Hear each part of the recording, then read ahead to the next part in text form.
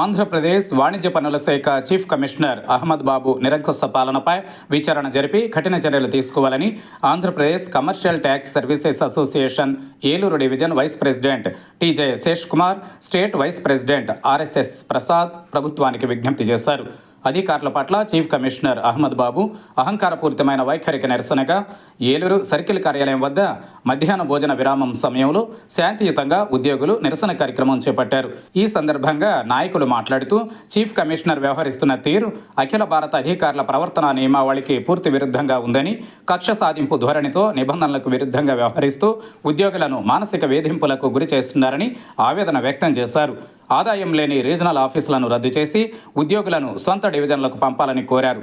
ఈ కార్యక్రమంలో AP CT service association Eluru division కోశాధికారి M Venkatesh, Eluru zone vice president CH Kiran Kumar, Eluru office subordinate president P Ashok తదితరులు పాల్గొన్నారు.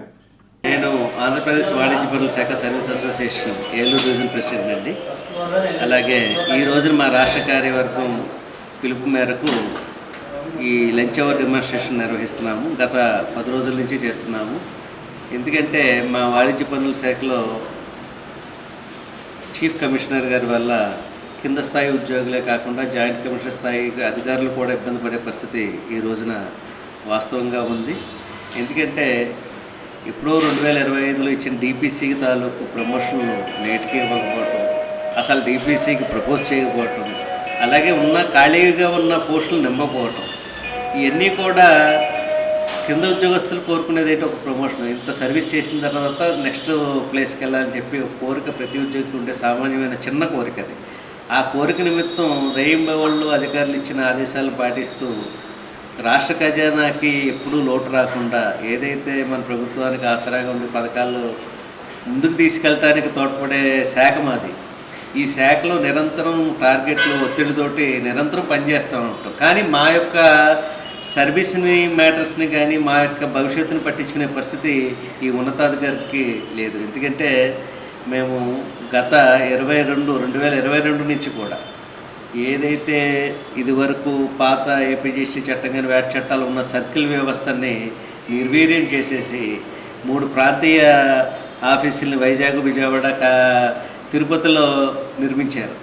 దానివల్ల ఉపయోగం కూడా లేదు. ఎందుకంటే అందులో ఉన్న పై అధికారుల యొక్క స్థానాలు నిలుపుకోవడం గురించి వాళ్ళ యొక్క శాశ్వత పోస్టులని నిర్మించుకొని కింద అయితే ఉద్యోగస్తులు ఏదైతే ఉన్నారో వాళ్ళ టెన్యూర్ బేసిస్ అంటే ఒక్కొక్క సర్కిల్ నుంచి ఒక్కొక్కరిని ఏరివేత ఆర్డర్ టు సర్వ్ పేరు మీద ఒక అరాచకత్వాన్ని సృష్టించేశారు.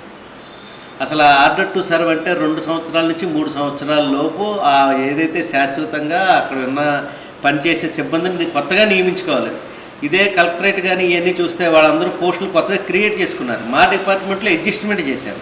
దీని చేయటం వల్ల ఏమైందంటే మా ఏలూరు డివిజన్కి సంబంధించిన సుమారుగా 57 పోస్టులు, అంటే అన్ని హోదాల్లో కలిపి జిఎస్టీ క్యాడర్ నుంచి కింద క్యాడర్లో 57 పోస్టులని ఇక్కడి నుంచి తీసేశారు. అలాగా రాష్ట్రంలో ఉన్న అన్ని డివిజన్ల నుంచి తీసి వాళ్ళ స్థానాలు నిలుపుకోవడం కింద సామ్రాజ్యాన్ని సృష్టించుకున్నారు టెంపరీ బేసిస్ మీద. ఈ సృష్టించుకుంటే ఆ శిథిలాల కింద ఏదైతే మా చిన్న ఉద్యోగస్తులు, జూనియర్ అసిస్టెంట్, సీనియర్ అసిస్టెంట్, ఏస్టో వాళ్ళ కుటుంబాలు నాశనం అయిపోయి చాలా ఇబ్బందులు పడి ఆ కుటుంబాలకు దూరంగా ఉండి వాళ్ళ యొక్క శిక్ష అనుభవిస్తూ వాళ్ళ యొక్క రాజ్యాన్ని వెళ్తున్నారు పైన ఉన్న వాళ్ళు. మరి దీనికి పరిష్కారం గురించి మేము కోర్టుకు వెళ్ళి అయ్యా మేము ఇలా ఇబ్బంది పడతాయి, మా కుటుంబాలు ఇబ్బంది పడుతున్నాయంటే జడ్జి గారు కూడా ఏదైతే వేకెన్సీలు ఉన్నో ముందు వాళ్ళకి ఆసరా కల్పించండి, వాళ్ళకి నింపండి అని చెప్తే దాన్ని ఆదేశాలు పాటించకుండా ట్రాన్స్ఫర్లు ఉన్నాయి, బ్యాన్ ఉంది, లిఫ్ట్ చేయాలి, మేము గవర్నమెంట్కి రాసామనే బూచిని చూపిస్తున్నారు. కానీ ఆర్డర్ టు సర్వ్కి బ్యాను వీటితో సంబంధం లేకుండానే ఇవ్వచ్చని చట్టాలు చెబుతున్నాయి. మరి ఈ చట్టాలని కూడా తొంగలో తొక్కేసి వేలే సొంత నిర్ణయాలు తీసుకుని పాటిస్తున్నారు.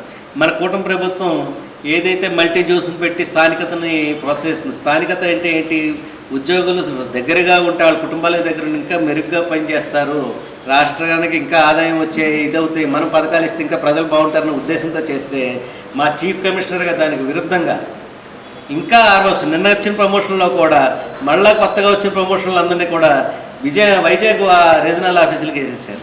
మరి ఇది కూటమి ప్రభుత్వం తీసుకున్న నిర్ణయాలకు వ్యతిరేకంగా చేస్తున్న చర్యలే కదా. ఇదే విషయాన్ని మేము మళ్ళీ హైకోర్టుగా సంప్రదించిన జడ్జి గారికి కూడా అదే ఇచ్చారు.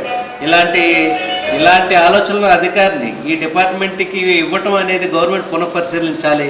అలాగే ఇలాంటి ఐఏఎస్ అధికారికి అసలు ఐఏఎస్కి అనర్హుడు, ఇలాంటి అధికారిని నేను ఈ పాటికి సస్పెండ్ చేసేవాడిని అనే మాట తీవ్రమైన వ్యాఖ్యలు హైకోర్టు జడ్జి గారు చేశారు.